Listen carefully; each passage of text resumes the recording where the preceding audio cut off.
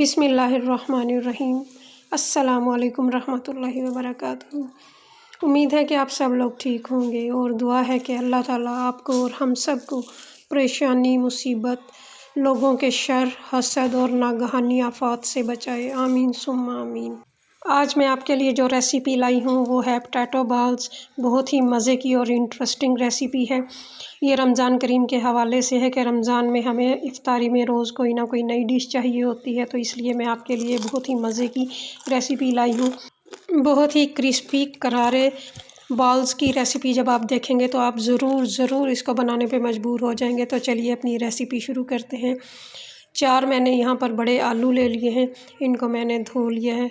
तो इनको अब छीलना है और इनको कश कर लेना है।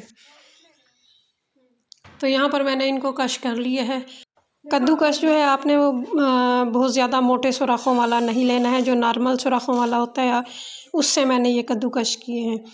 तो अब मैं इनको एक बाउल में डाल लूँगी और पानी से अच्छी तरह से वॉश कर लूँगी और अब मैं इनको निचोड़ के दूसरे बर्तन में रखती जाऊँगी। ये तो हमें वीडियो में ये सब कुछ दिखाना पड़ता है, इसलिए अगर आप घर में ये रेसिपी बनाएं तो आप आलूओं को कश करें और बास्केट वाली जाली लेकर उसमें आलूओं को वॉश कर लें और उसको थोड़ी देर के लिए रख दें ताकि उसका सारा पानी निचड़ जाएगा। तो यहाँ पर सारे आलू मैंने पानी से निकाल लिए हैं। अब मैं ये पानी जो है वो फेंक देती हूँ ताकि हमारा बर्तन खाली हो जाए और मैं इसी बर्तन में अब इनको दोबारा से डाल दूँगी।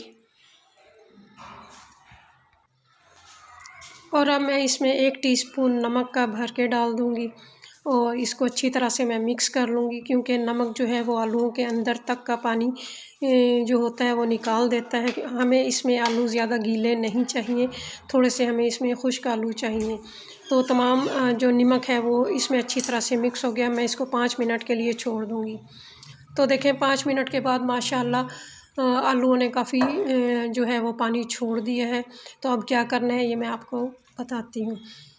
बर्तन अलग से लेकर हमने इसको अच्छी तरह से निचोड़ कर अलग बर्तन में रखते जाना है।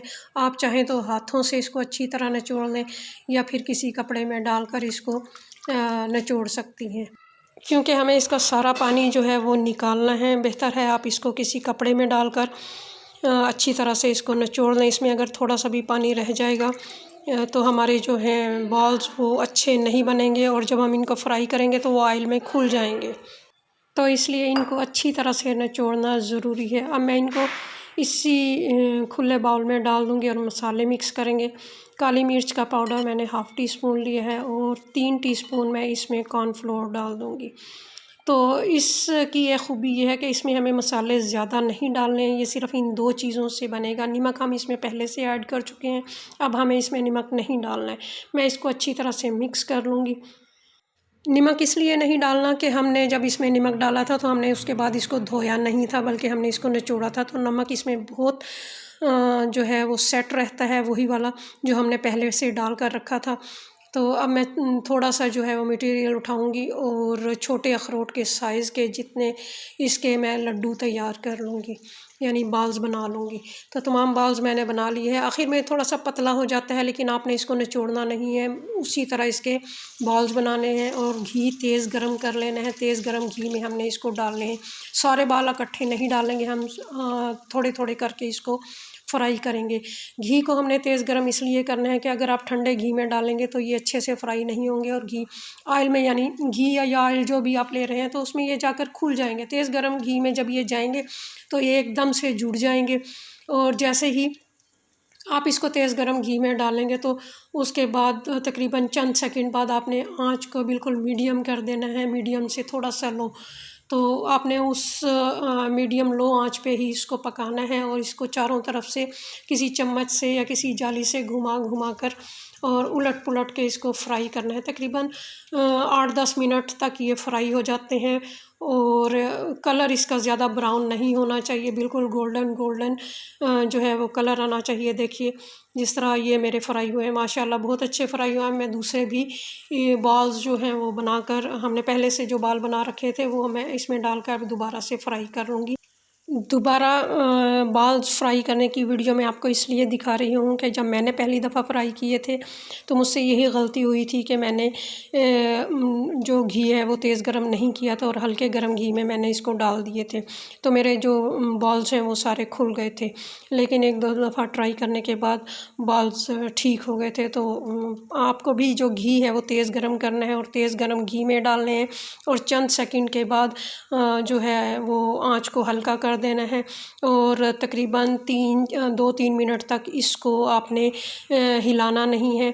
2-3 मिनट के बाद आपने चम्मच से थोड़ा सा इसको या कांटे की मदद से इसको थोड़ा सा अलहदा कर लें और फिर किसी चम्मच या जाली की मदद से आप इसको रोल करते हुए फ्राई करें ताकि पोटैटो बॉल्स जो चारों तरफ से वो एक जैसे गोल्डन हो जाएं।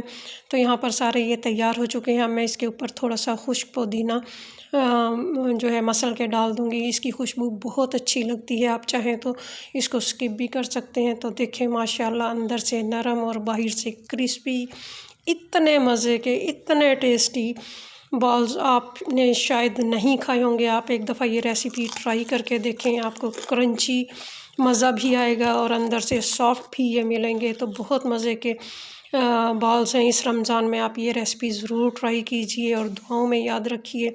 चलते चलते आखिरी बात, किसी से अपना मवाजना मत करें। कम पहन लें, सस्ता पहन लें, सादा खाएं मगर हलाल खाएं। कम में नहीं, हराम में शर्म करें। हमें अल्लाह को जवाब देना है, लोगों को नहीं। फ़ी अमानिल्लाह।